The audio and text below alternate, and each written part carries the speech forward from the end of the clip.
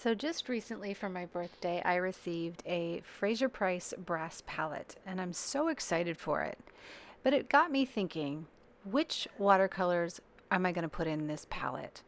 And as you know, if you've been around me, I have so many watercolors and I love them all. So really defining which ones I think should go in the brass palette was a tough decision. So tough that I have not decided yet. So this series is going to be about that.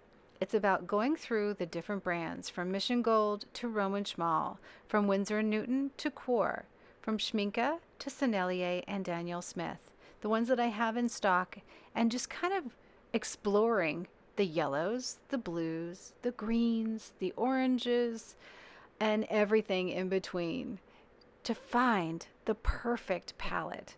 Is that even possible? I know we're going to have a lot to deal with, but I hope you'll join me for this series as I go through and try and find the ones that I love the best.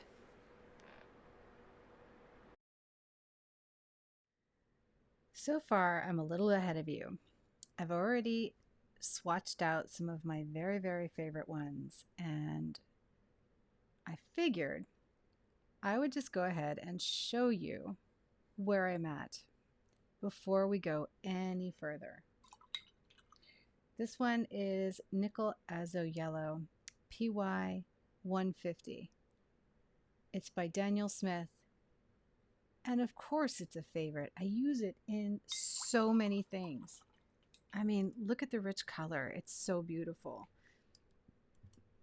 And then at the very end of it, when you start to clear some of the sediment away, you get this gorgeous, gorgeous yellow. This is a hard one to give up. Definitely a hard one not to choose. Then you go over to Quin Gold by Roman Schmal. It's a beautiful, beautiful, rich color. But what do you pick? You know what I mean? You see the dilemma. Nickel Azo Yellow by Roman Schmal is also beautiful. I mean, there's so many gorgeous colors. Even talking about lemon yellow. This is Sennelier. And it's really hard to beat Sennelier. I mean, there isn't too much that Sennelier can ever do wrong. Do you agree? Or maybe you haven't even tried them yet. I don't know. Sennelier is so smooth in their lemon. I think the big thing is finding a lemon yellow that I'm going to be really super happy with. But I have to say that so far, I'm already confused. So let's back out a little bit and I'll show you what I'm dealing with. So right now you can see some really beautiful, beautiful tones on my page.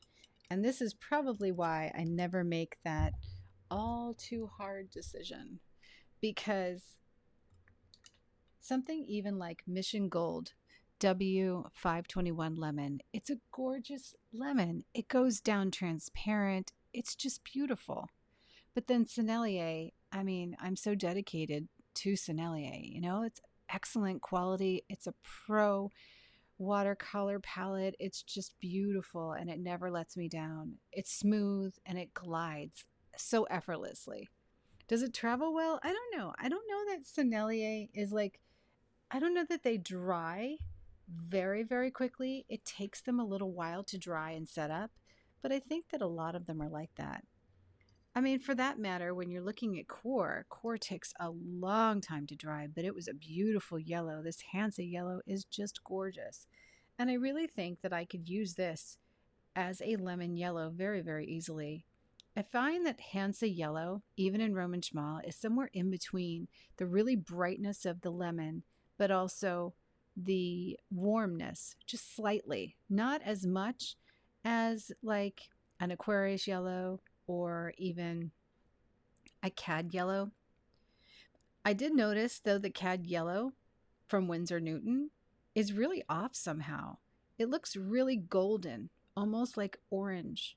And then their cad yellow dark is the same. It's even more orangey, moving towards their Winsor yellow deep.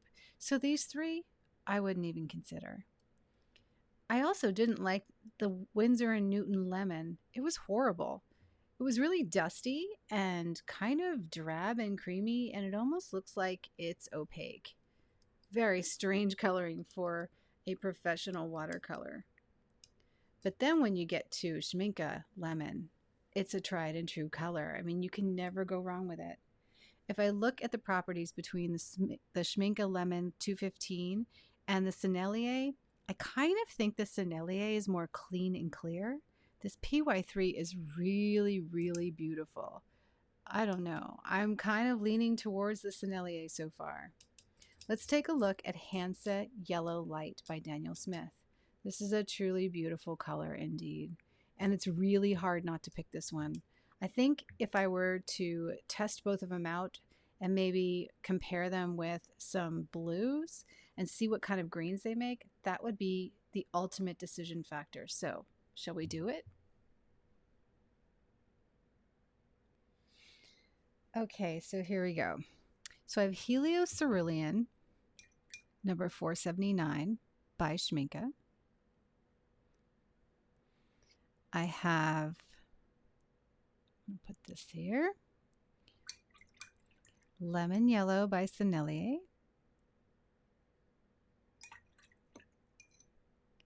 Lemon Yellow by Schmincke.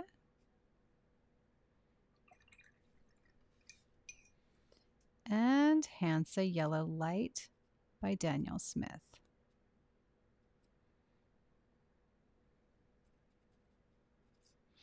So we're going to put the samples here.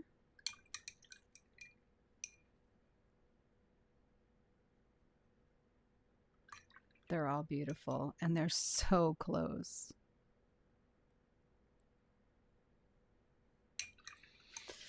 Oh my goodness. Heliocerulean is beautiful. Okay, let's come over here and we will mix up some shades and we'll see. So this is the Heliocerulean with the Sennelier. We've got a beautiful, beautiful bright green. This is so, so lovely.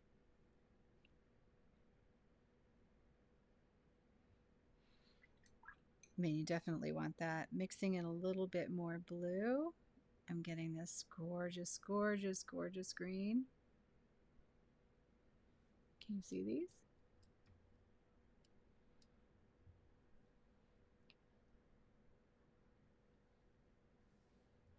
Mixing in a little more blue, a little shade darker. Let's get some more Heliocerulean.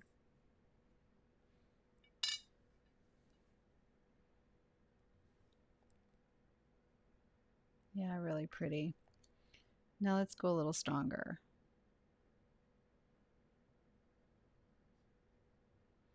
I want to see if I can get a really beautiful bright green. I can. And a little deeper.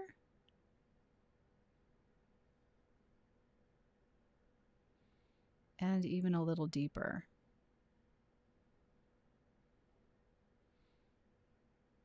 It's almost endless possibilities. These are really beautiful colors. Okay, let's take a look. Yeah, that is just gorgeous. So I definitely got the light green that I always look for. I got this beautiful green. There's a viridian green. There's a teal green. There's this aqua blue. It's like an ocean color. And then like almost a sap green, but not like a dirty sap green. It's really, really pretty. All right, let's go to Schmincke and see if we get the same kinds of combinations.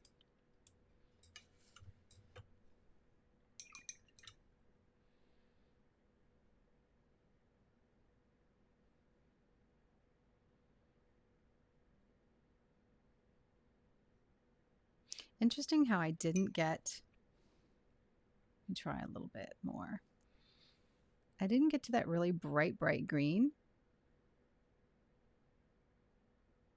I almost got like a fluorescent version of it.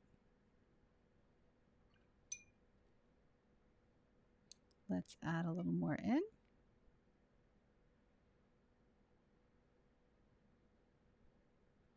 And I got the bright green. Add a little more.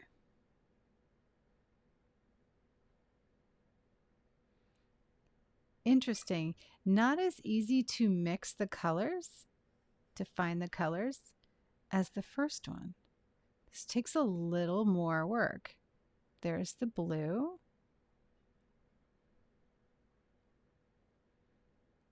Deepen it a shade. Nope, still not enough. There's the nice blue. Let's see if we can get to that rich green. I'm going to add a little more yellow.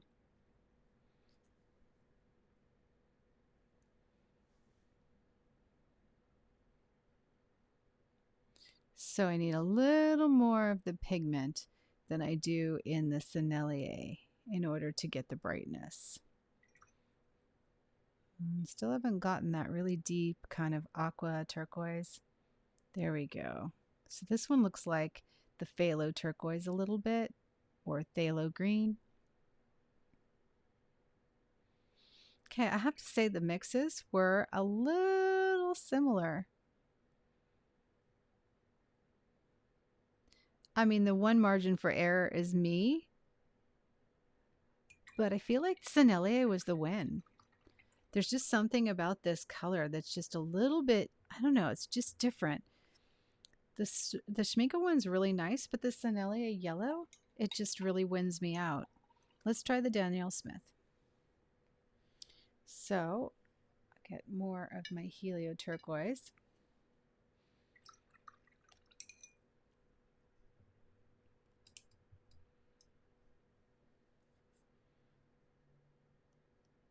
Get a lot of Hansa. Give it a good try. Let's move this up. I have to go around so you can see it. There we go. Okay, the bright green came right away.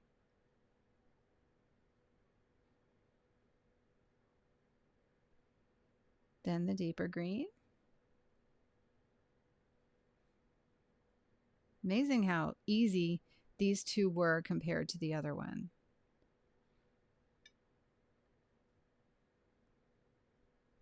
Let's see if I can get the really dark green. Ooh, there's another nice green. Kind of still a little similar.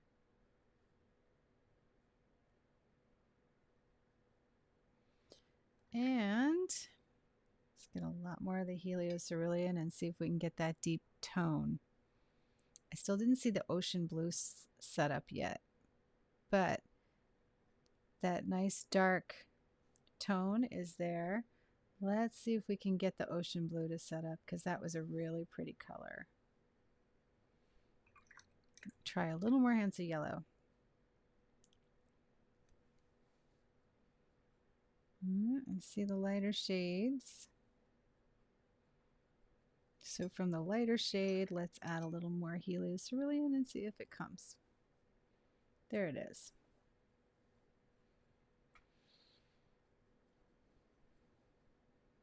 Okay. There's that pretty blue. So Danielle Smith was my second choice, actually, and Sennelier was my first. That's really interesting. I would not have guessed that. I think the first one was just so much easier to mix, and I really loved the colors that came out of it. So I think I'm going to pick the Sennelier Lemon. Which one would you pick? So this was such a big surprise, right? The Sennelier really did lead as far as the color quality and the ease of mixing the colors. Danielle Smith required a lot more paint in order to get to the same color mixes, and Schmincke just kind of got lost along the way. I don't know if it was just me or just, it looks to me like the Sennelier is a little brighter and a little more highly pigmented than even the Schmincke is in the lemon. And that's unusual. I didn't even think of that. If you know anything about these three colors that might have contributed to the fact that these just went together really easily and I was able to find the tones so much faster, and these ones took a lot more paint, I would love to hear your opinion because it's pretty interesting that that happened. I've actually never done it before. All right, let's look for the next one. Okay, now it's time for me to pick a warm yellow. Now we already know I love nickel azo, right? That is just a given that in Roman Schmal and in Daniel Smith, it is absolutely beautiful and I love it. And I love Queen Gold. So perhaps I can pawn those off on my gold or brown pick in order to still have a yellow, because I still do like a warm yellow in my palette, and I'm going to show you why in just a second. Now, these are dot charts that I just received. This is from Schmincke. This is the Horadam collection. So as you can tell, I have already kind of been through this initially as I was picking colors the very first time that I ever started with Schmincke. And I first got my colors out of the tins, right? So I would get like a tin with 24 colors in it, or maybe 48 colors in it, and I would be able to check out all the yellows. And you can never go wrong. I mean, you're going to use them all, right? But when it comes to just picking a couple, I ended up loving the lemon yellow number 215 because it was just, you know, wonderful to work with and just makes so many nice mixes, and it's very clean yellow. And then I ended up with the Schmincke Cad Yellow, number 224. And 224, as you can tell, it's a really, really warm yellow. I might have to, no, I have them right here. So here's the Cad Yellow, 224. It's nice and warm. It's a beautiful yellow. It is so easy to work with. It is a staining yellow, but I never have had a problem with it. And I don't know, I just love it. It's light fast. It's just got all the properties that I like. Now there were some other options though, like there was this citron that was really interesting looking.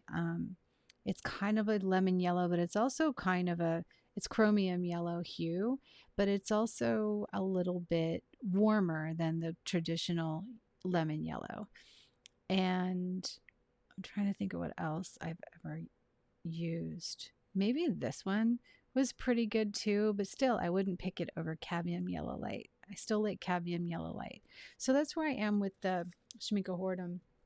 If you look at Daniel Smith, this is the dot card too, and I should probably take a look at some of these, but I've never used cobalt yellow, and that looks a little bit warm. It's kind of interesting color.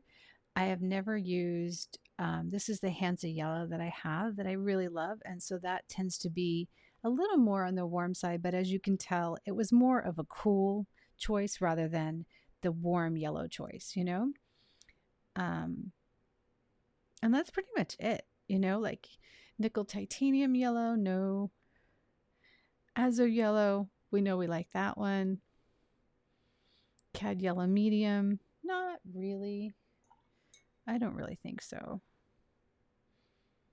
Lemon yellow, this has definitely been a favorite. This is a really, really beautiful one. But I've already decided on my lemon yellow. I don't know why I've never bought that one. I just never have. Cad yellow medium hue. This is nice, but there's a transparent yellow that I also really love by Schmincke. It's number 209, I think. Yeah, it's 209. This is nice, but it's more in between.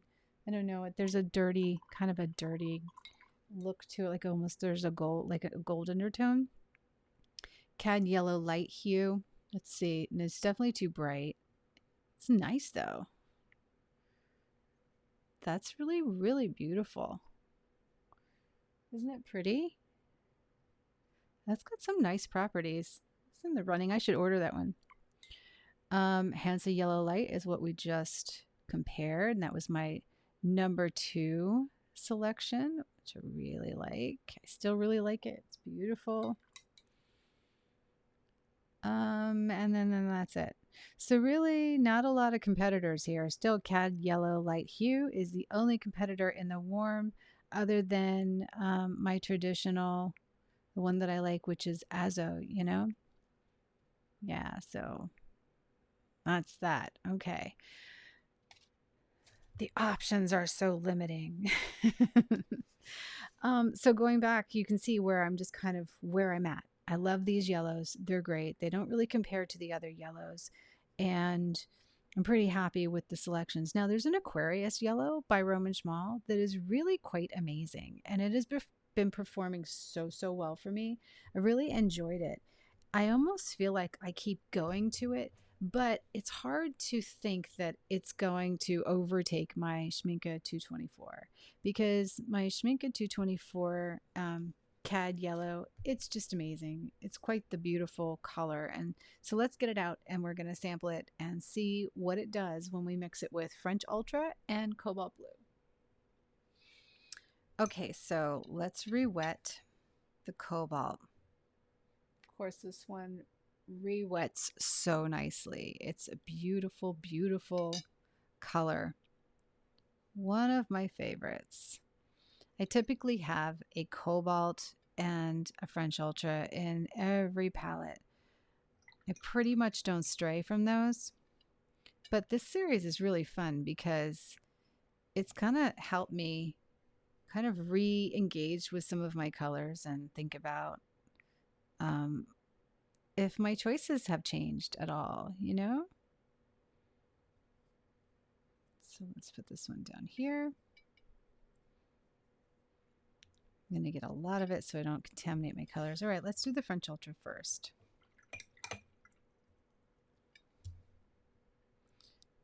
Let's get a bunch of the yellow. This is actually such a relaxing exercise. It really is. Just putting enough yellow on here because better to have more than too little. Okay, so there's my cad yellow. So with the cad yellow on my brush, I'm just going to kind of go through my Cobalt. You can see how warm the color is in the green as compared to where we were with the lemon. You know, it's a very warm green. But you want these natural, beautiful, warm greens, you know, in your palette. It's really pretty. Let's go through and add a little more. Mixing. It's kind of going in the light olive to olive shades. Beautiful. Really pretty. A little granulation there. Let's get some more. There's my dark blue shade. It's like a blue-green. It's really pretty. So see how these are just gorgeous, right? This is almost a cobalt green dark shade. And a little more, and let's see where we get. Oh, that's a beautiful, it's like a blue jay color. It's so pretty. Let's drag a little more yellow in here.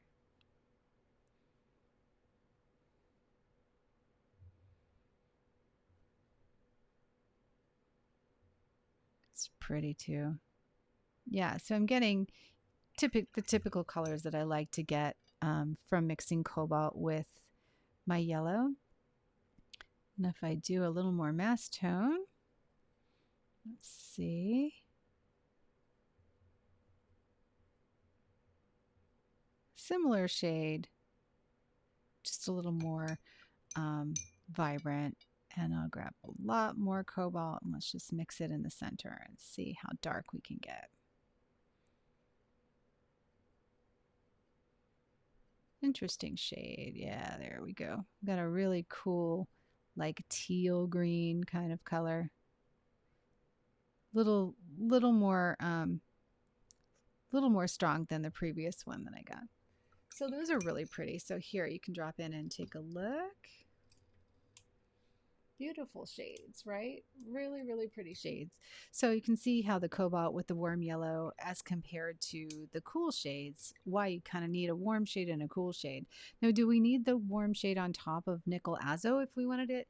Yeah, you kind of do, because it's like it's not the same, you know? And at some point in this series, I will mix the nickel azo in with these colors so you can see, but I still like having a warm shade. Now, not everybody is going to need a warm and a cool yellow, but I find that I can't get around it.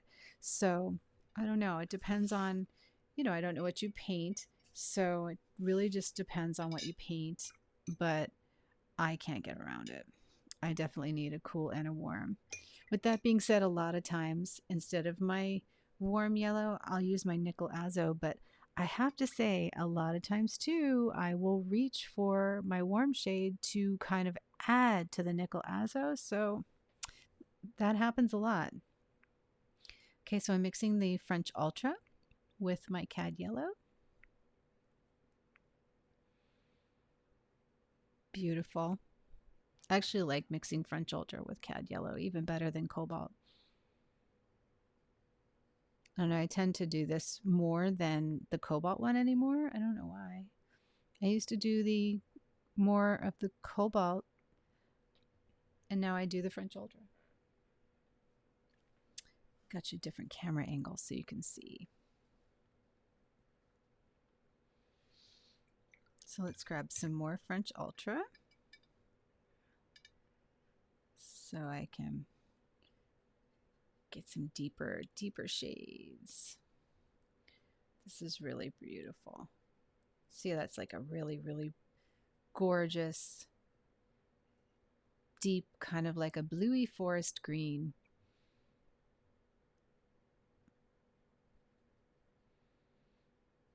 So you never get the brightness that you get with the Helio Cerulean and the yellow and the lemon, but you can see how big my palette is the options that you have just are crazy good because of the mixes.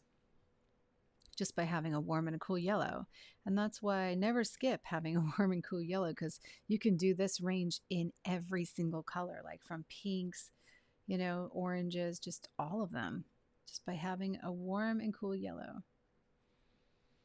Okay.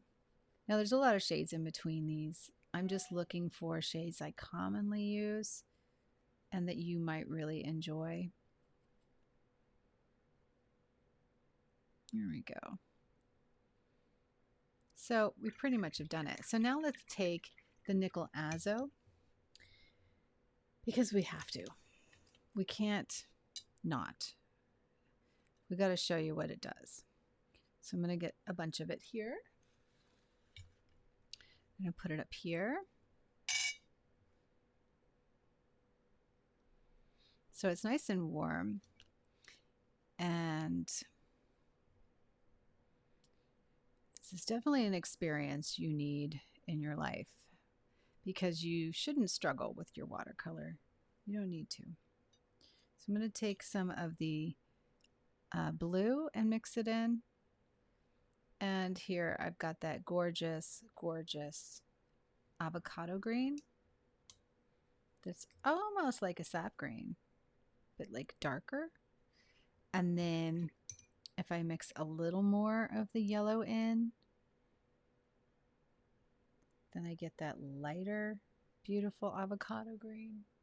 See what I mean? Mix a little more of it in, and then it goes a little more gold.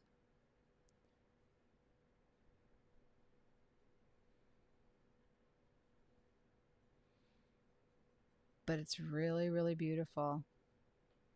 See, so it's really hard not to have this one too, because this one just makes my life happy. It's just a really odd color, and it manufactures a lot of really cool colors. It really does. Now let's mix it with the French Ultra. This is where you get the really deep greens.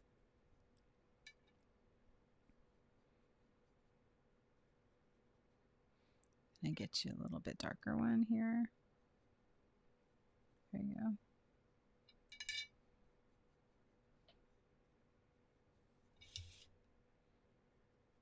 You see that? Another position. There we go. There we are. So I'm mixing, this is for the French Ultra,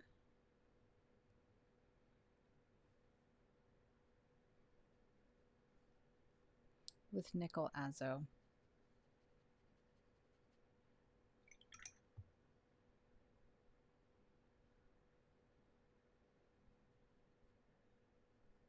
So you get these really interesting greens, you know, that look really natural for forest greens. Yeah, it's really pretty. And then, I mean, you can even add a little bit of the cobalt to it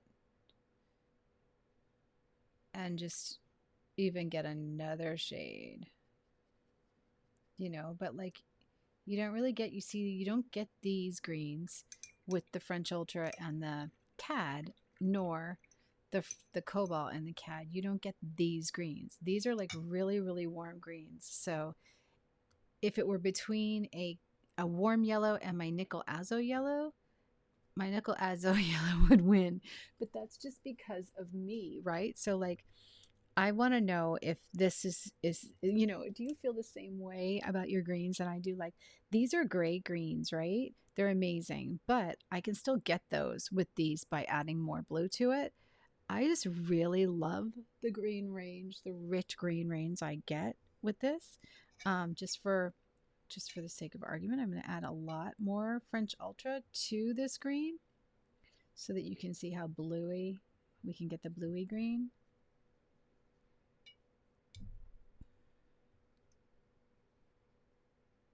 See that rich bluey green that we got over here?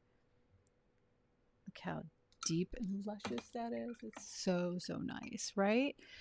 And it's just a beautiful, beautiful combo. So this is why I end up having my nickel azo over the other yellows. But if I have nickel azo, if I have room in my palette, then I have 3 yellows. I always have the lemon, the cad yellow for a warm yellow, or Aquarius yellow. They are very, very similar. So if you have Roman Schmal, the Aquarius yellow looks so similar and mixes very, very similar greens to the Schmincke cad yellow 242 or 224. So this is the Schmincke cad yellow 224, and this is the Aquarius yellow. They are so, so similar. They just look so similar. This is a little bit more, is a little bit warmer. This is a little bit lighter, you know, a little more cool. But they mix very similar greens. And then this is the Sennelier lemon that I'm picking. Still hard to let go of the Roman Schmal because that's really nice. The Core is an awesome Hansa yellow. If you have Core, nothing wrong with that. That is just beautiful. I would not recommend the Windsors. The Windsors, none of them are interesting to me. I could just completely wipe those off my chart. Unfortunately, the Daniel Smith Nickel Azo, I love it. The Roman Schmal Nickel Azo, love it just as much. They're both amazing to me. They're both PY 150s, and this one's a lot cheaper than the Daniel Smith, but it's just as beautiful.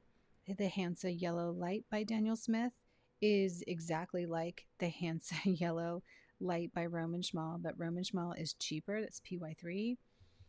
Sennelier Lemon, there isn't really anything that compares to it.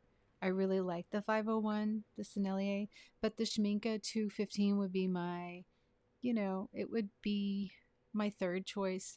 The Hansa Yellow probably would be, I don't know, it'd still be between the two of them. They're both good, but like, as you can see when we did that test, the right off the bat, the first time the Hansa, but I've never really had a problem with the Schmincke at all. So that's my top three. I'm going to put the Quinn Gold in another category because literally I feel like Quinn Gold is beautiful, but it just doesn't belong in the yellow category to me. It is more like gold. So I think I'm going to put it like in my earth tone category and make like a decision on earth tones at a later date. Anyway, I hope you really enjoyed this little comparison, and I would love to know which one you would pick as your top three, because this is where I'm at right now. I love these. I have my lemon yellow, my cad yellow, and my nickel azo. All right. That's my yellows.